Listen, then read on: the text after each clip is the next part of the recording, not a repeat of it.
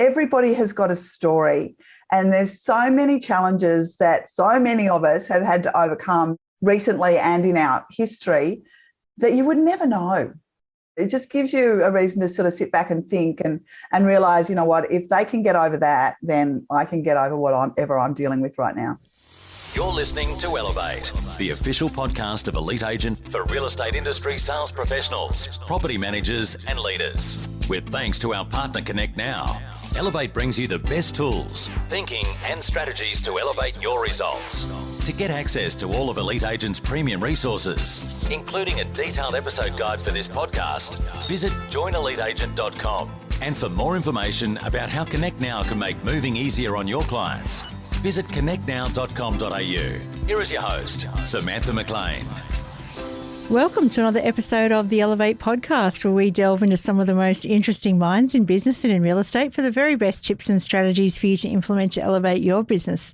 I'm Samantha McLean, editor of Elite Agent and co-host of today's show. It's been 6 weeks since Leanne Pilkington and I joined forces to combine the Courageous Conversations podcast and Elevate under the Elite Agent banner. So today we thought we'd regroup, take a bit of a walk through some of the highlights and top takeaways from both of those podcasts, as well as having a chat about some of the big issues facing the industry at the moment. So, Leanne, welcome back. Hello, thanks for having me back. Well, it's good to have you back. What a massive couple of weeks it's been. Oh, man, it's relentless. It just never ends, right? And certainly in New South Wales, where I am, we have had 32 different health orders in about 6 weeks. And it's just crazy. Like, lawyers mark up documents so you know what's been changed. Yeah. They don't do that with health orders.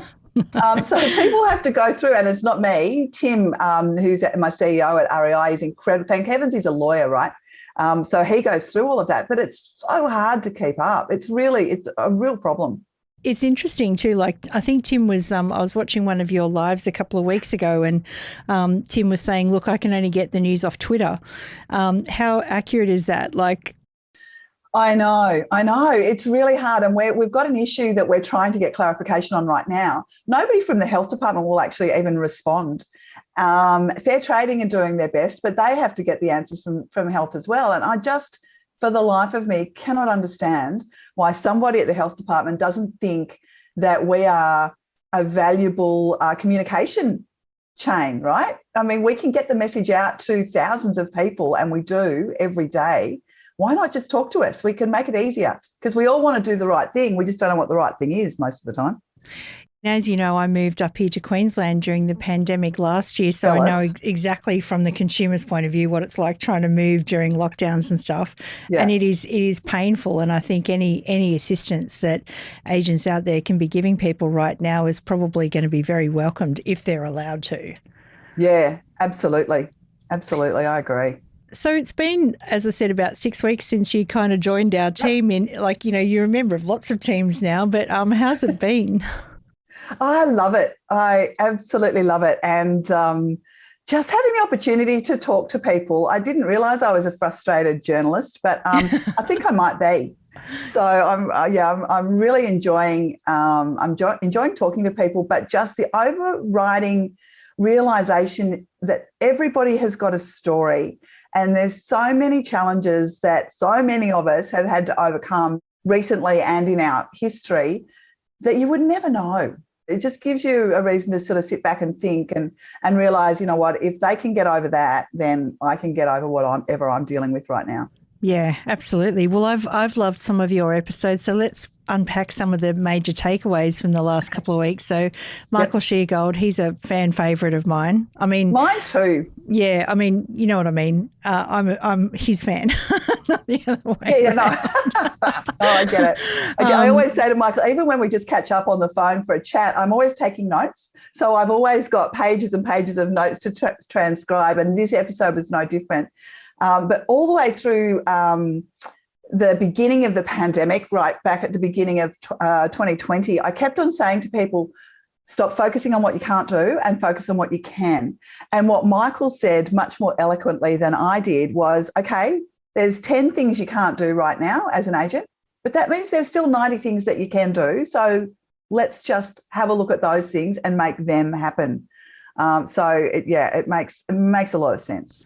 Well, he does make a lot of sense. One of his things that, like I've often used with other people too that I learned from him is that beach ball analogy, the one where, you might be those coloured beach balls and you look at it and you swear blind it's green and the other person's looking at it from the other direction and swear blind it's blue. I mean, how true is that at the moment with things like everything else that's going on in the industry? Yeah, massively. I actually have one. I bought one of those beach balls to use in a presentation that I had to deliver when I was still allowed out in public to do that. And it's really perception. It's your perception, and it's like, what are you making this mean? It's not, it's not this is what this means. It's like, what are you making it mean in your own mind? And that's very, very important to really be clear on. Especially, with the pandemic, everyone's going through their own journey at the moment. You can't predict what's happening with someone behind closed doors, whether they're in the industry or not. No, and I was talking to somebody about this morning, and he was saying he's got a team of people that are still working full time, even though it's from home. They're still on full pay. There's no risk to anything, but some of them are still like really in a state of anxiety and panic. And it's interesting. You just everybody approaches things and deals with things differently, and it's important to understand. Yeah. What were some of the other little takeaways that we can give the audience that might make them go listen to that one? Because it was a great episode. It was a really good episode. He talked about being a little bit more understanding about lockdown and what people are going through and what they're doing. So if you normally have an 8 o'clock meeting, maybe it's okay to change it till a 9 o'clock start instead of 8, because, we've got to get the kids organised or whatever it is that you need to do. So I think that's really, really important. And also, instead of managing and micromanaging people, a lot of my salespeople are complaining about this at the moment. Every morning in their meeting, what are you doing today? What did you do yesterday? It's like, I'm making calls. That's what I did yesterday. That's what I'm doing. That's what I do every day. So instead of micromanaging, let's talk about, okay, where are you stuck? What is it that I can do to help move you forward? And he's also got an energizing morning routine, which he calls the lucky stretch. Have you heard about his lucky stretch? I'm like, oh, gosh, I think most of us would like a lucky stretch first thing in the morning. But anyway, he had a dog called Lucky that used to stretch every morning. And so it's a habit that he gets into that I've now started to do every morning in bed. I just kind of stretch, think about the day and set my intentions about what is it that I need to achieve today. And I've got my little note, top 3. What are my top 3 things that I need to actually get done today? So there was so much in that, so much in Michael's. I would definitely recommend it. Yeah, and he talks fast too. So, you've almost got to listen, write something down, pause, listen back. Yeah. Like I say, I take notes every time I talk to him. Yeah. And Marnie Beauchamp, I didn't know much of Marnie's story, but I tell you, she had us all in tears. So talk to me about that one. Yeah, and I've known Marnie for a couple of years now, and we use her as a coach and in various offices around the Lang & Simmons network, and people just love her. I knew that she was an ex-high-performing agent and a business owner, but I had no idea of some of the challenges that she went through. And I'm not an overly emotional person, as a lot of people who know me would attest, but certainly with Marnie's conversation, I'm like, oh, gosh, I'm sorry. I didn't realise some of the questions I was asking. I didn't actually realise where it was going to take us, which is not a very good, you should always know the answer to the question before you ask it, right? Isn't that what they say? Only if you're a lawyer. Oh, yeah, but I mean, there was a lot of advice in there about business partnerships and non-compete clauses and being very, very clear about what you're getting into, right, before you get into it. But on top of that, there was just the emotional toll and the financial toll that when these things go wrong, that it can take. And the fact that sometimes you really have to just hit the bottom before you can start to climb up again, which is what happened to Marnie. It's a really gosh, I've had a lot of people reach out to me after that saying how brave she was to share her story. What was the turning point for Marnie? Because, you know, like there's a lot of people going through a lot of stuff at the moment. And I know even in my own story, there was a turning point for me where I decided that, you know, I was going to take control, take my power back. What was it for Marnie? It was her dad saying to her, you know what, you've done it before and you can do it again. You've done it before, you can do it again. You've got this. And we all need to, one of my favourite sayings is, if you don't value the person, don't value the feedback. But you've got to have people in your world whose feedback you do value and who you will listen to when you really, you know, sometimes we need a kick up the butt. And Marnie was in a really, really tough situation, and she just had to literally shake it off and go, you know what, I've got this. And she was determined. She was super determined, and she succeeded.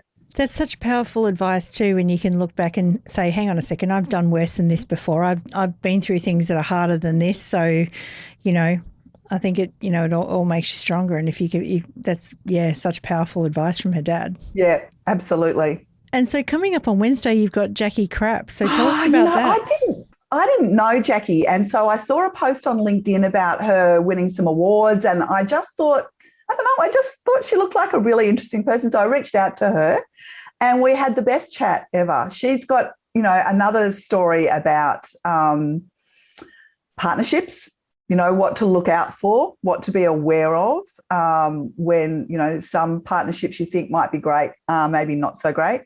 And there's definitely a cautionary tale in there. But she did say something that I couldn't understand at all. And her husband said to her, you buy property, whereas most people buy shoes. And I'm like, Jackie, women need their shoes.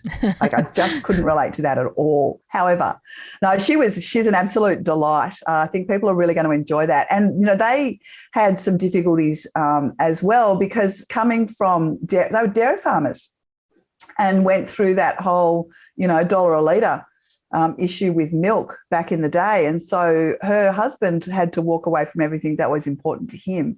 And so that's also a challenge, right? When you've got to give up your dream so your partner can kind of achieve theirs. So it's a really interesting chat. I am super looking forward to that one on Wednesday. And I guess if someone's listening to this thinking, you know, I've got a story that I could share, what sort of stories do you look for in Courageous Conversations? Yeah, that's a great question, actually, because there are so many great podcasts around that are all about the skills of listing and selling and how you achieve your success. What I'm really interested in is the stories behind your success, and the stories, you know, I want other people to just think, oh, wow, if she can do that, I can do that too.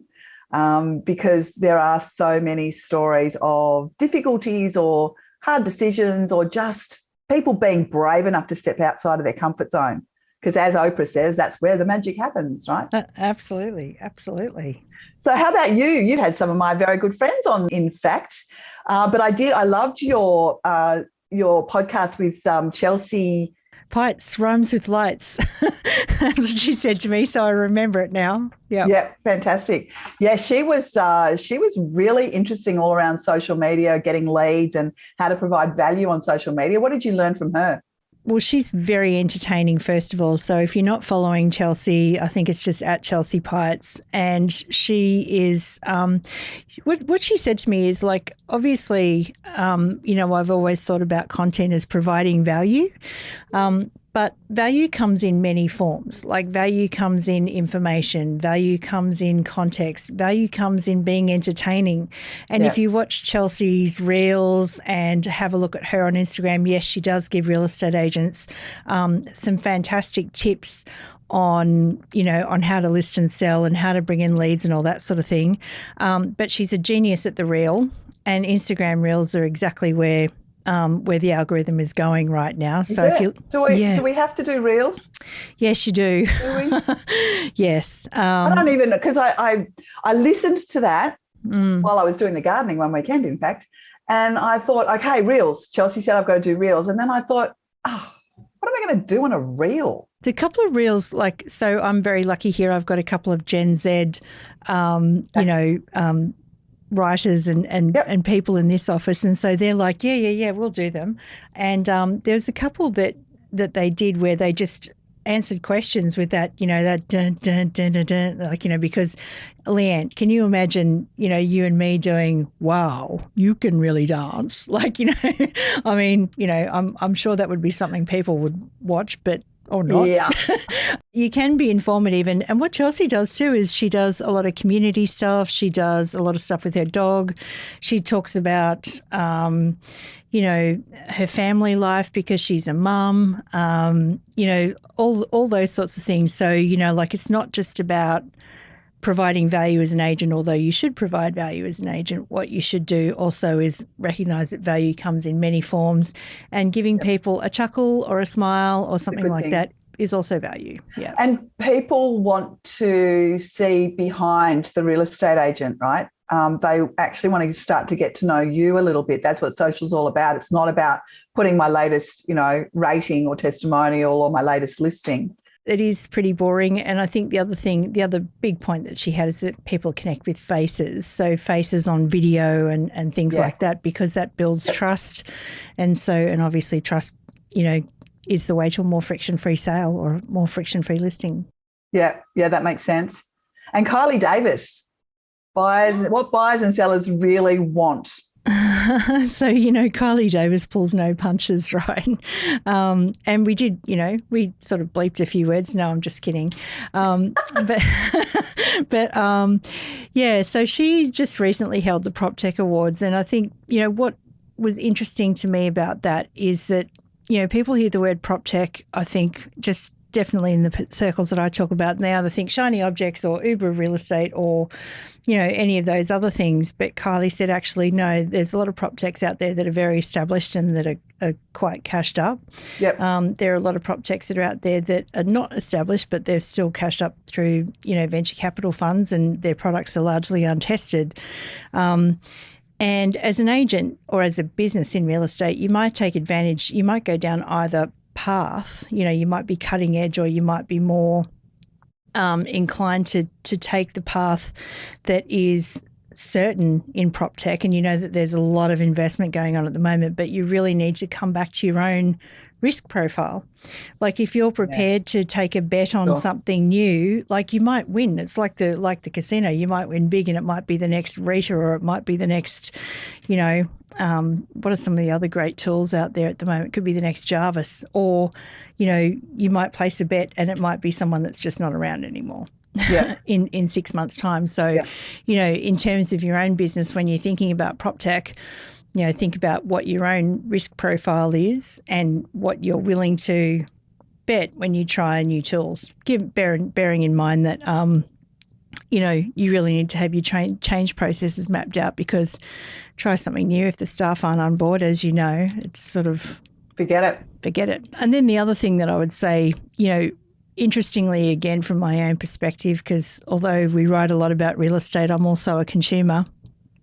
It is really interesting the level of automation out there right now, in that, automation obviously saves time, saves money, makes you more productive, all of those wonderful things. But I think we're starting to over-automate. Like some of the emails that I've received from agents and some of the stuff that I get in my letterbox and some of the stuff, it's just all really, really, really, I hate to say it, but tone deaf. And it just sounds like they're not talking to me as a human. It's just this template. And I mean, look, I get templates. We've got templates. Everyone's got templates. But at least add some personality to those templates. It's not that complicated, right? I actually was having an issue with Telstra last week, and there was a automation on their website, and I got to the stage that I said, you guys really need to do some work on your AI. Well, of course, as soon as I said that, a real person came online and started talking to me. So. Red flag. I think we should make some T-shirts that just say, I am not a lead. Like, something really big across our chest. I'm not a lead. Like, I'm actually a real person. So exactly. Yeah. Oh, so true. Yeah. And how about the fabulous Steve Carroll on why the world needs heroes?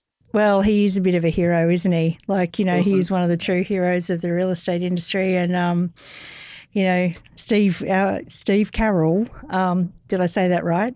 The right accent, Steve Carroll. So it's really interesting to catch up with him because speaking of PropTechs, he's working with a PropTech that is quite in startup mode who look like they've got something interesting going on. But it's clear to me that Steve's passion is still digital live and helping the kids in Thailand. And, I think that thing about, he sort of said, people are looking for heroes, people are looking for leaders right now. And I think that's so true. And I think that there's such a great opportunity for agents right now to stand up and be a leader in the community, start connecting people. Even if it's not about real estate, start connecting people, start providing information, control the narrative a bit more. If necessary, look, hijack the 11 a.m. Facebook Live with some good news. That would be what I would be doing if I was an agent because, the day is punctuated with Gladys and Anastasia and co doing their things. But, I do think he's so right is that the world does need heroes right now. As Mariah Carey said, a hero lies in you. And thank you for that piece of wisdom, Samantha. You can cringe if you like, Leanne, but, there's a hero in all of us. It just, we just need to stand up and take that leadership position. Yeah, it's very, very good advice. Geez, we've been through a bit there, haven't we? Yeah, we have. Yeah, there's a lot of listening for people if they're looking for some podcasts.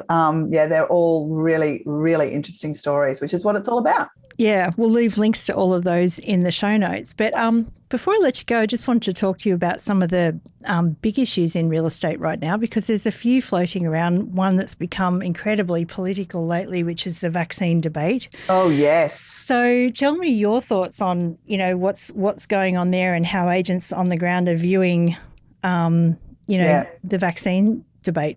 Yeah, it's really interesting because we've, I know a lot of people that feel very strongly on both sides. And just for the record, I'm double vaxxed. But we're also getting a lot of tenants and a lot of vendors that are saying, unless you're vaccinated, we're not letting you in our house. And so I think that ultimately it's not going to be about business owners mandating that people have to have vaccines. I think our consumers are going to be the ones saying, you know what, I'll find another agent. It is really interesting because, you have to think through people, again, like what we were talking about earlier with, everyone's on a different journey. Everyone sees the beach ball in different ways. I read there was an article, from Canada where, some lawyers were looking into whether landlords could say no to tenants for being unvaccinated. On their application forms, which again takes it to another level. Yeah. Well, in California, I think it is. How we've got material fact disclosure in Australia. In California, the owner having AIDS is a material fact. How's that? Wow. I know, isn't it outrageous? It's going to be really interesting to see where the whole vaccination thing goes. And the other thing that I've got a number of officers struggling with is that their teams are quite divided. And so the people that are vaccinated are saying, well, I don't want to be working in the office with you if you're not vaccinated. It's like, oh, gosh. Yeah. And how does a principal navigate that? Because interestingly, like I also read the bill for New South Wales, and I'm sure it's different in every state because, we are the United States of Australia. Yep.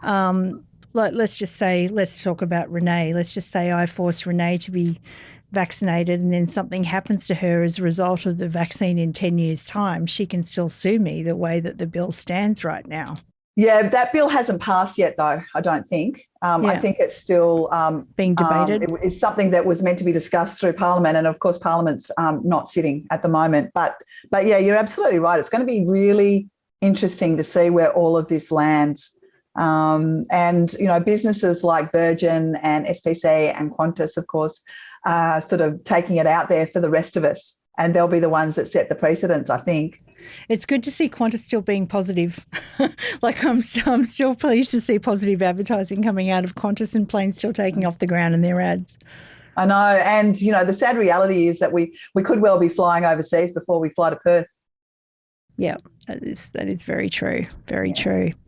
All right, let's talk about lockdowns because, again, like the vaccine debate, they are different everywhere else. So what hope do you think is on the horizon, particularly for New South Wales? Yeah, well, interestingly, our clearance rates are still really high in New South Wales. I keep telling our agents, even though we can only do one-on-one inspections, at least we can do inspections, which is better than what they've got in Melbourne and the ACT right now. So our clearance rates are still landing at, high 70s. Certainly volumes are down. But what we're hearing is there are a lot of owners that are talking about coming to market as soon as lockdown starts to loosen up. And if we believe what the Premier is telling us, we can expect that to start happening mid-October. What that looks like, I don't know, but she's put some pretty strong hints around the fact that people with the double vaccination, fully vaccinated, will have more freedoms. And I think that that's going to impact all of us in our working life and our real estate world as well. It is interesting seeing the disparity play out between Sydney and Melbourne right now, with volumes and clearance rates being incredibly low in Melbourne versus Sydney, where we're allowed to do certain things. Look, I'm still talking like a Sydney sider. How about that? The royal we. There are still, we're hearing about properties being sold sight unseen. There is a lot more of that happening than ever before, but it's still it's still the minority, right? Yeah. And what do you think, as a business owner, and just using your experience here for a second, things are obviously quieter than they normally would be at the moment during the beginning of the traditional spring selling season, but obviously there is going to be pent-up demand. How would you be preparing for that if you were an agent right now? I'd be on the phone. I wouldn't be ringing saying, do you want to sell your house? But I would be, just talking to all of the people in my database and finding out where they're at, just sharing the experience, particularly in Melbourne. They've had 6 lockdowns, right? So they know exactly what happens after a lockdown. And as our old friend Rick Rushton said in a training session just recently, it's not demand denied, it's demand delayed. So we know that once lockdown is over, that there is going to be increased demand from both buyers and sellers. And agents just need to be communicating all of that. You could decide to have a holiday. You might decide that. But if you do, then you're going to have to start all over. You have to have your pipeline ready to go, because lockdown hopefully will finish before Christmas? No, October. October. It will finish October, and we are in for a really busy few months after that. I predict it's going to be hugely busy, and I think really this is the time to be doubling down on your systems and your people and things like that, and making sure that they're all skilled up and ready to go, right?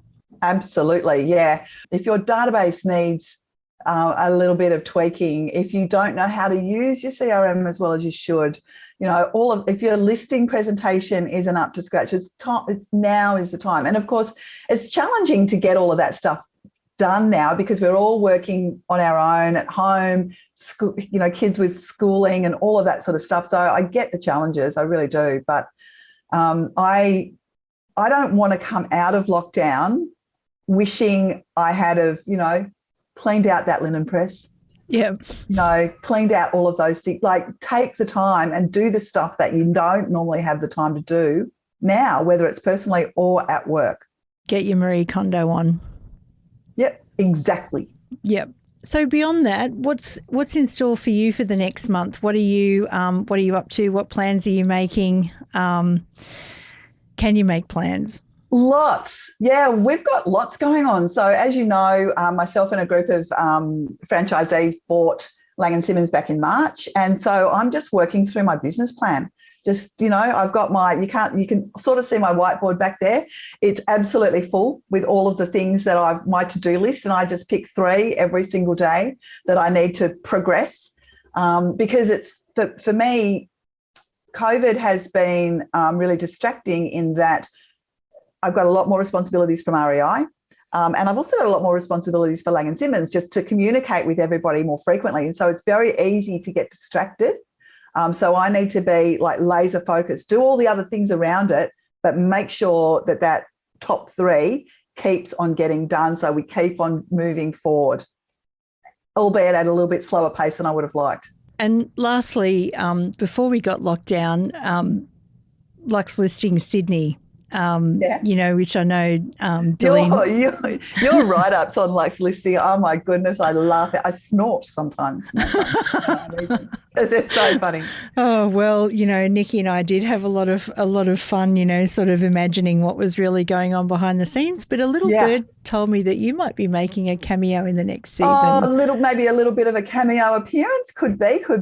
Absolutely. Because, of course, Delene Lewis is one of our shareholders and a board member. So there'll be a little bit of sort of behind the scenes on what went on with the purchase of the business. So, yeah. Well, that's something to look forward to post-lockdown as well.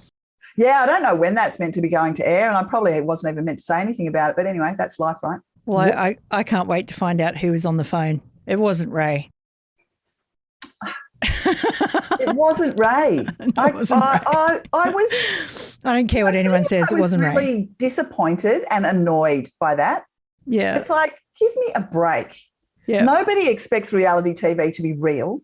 Yeah. And no matter how good a man Ray White was, and I have no doubt that he was sensational, he is not good enough to be on the phone right now. No, that is very, very, very true. Well, Leanne, it's been amazing catching up with you again this afternoon. I hope we can do this again. We should do this live next time.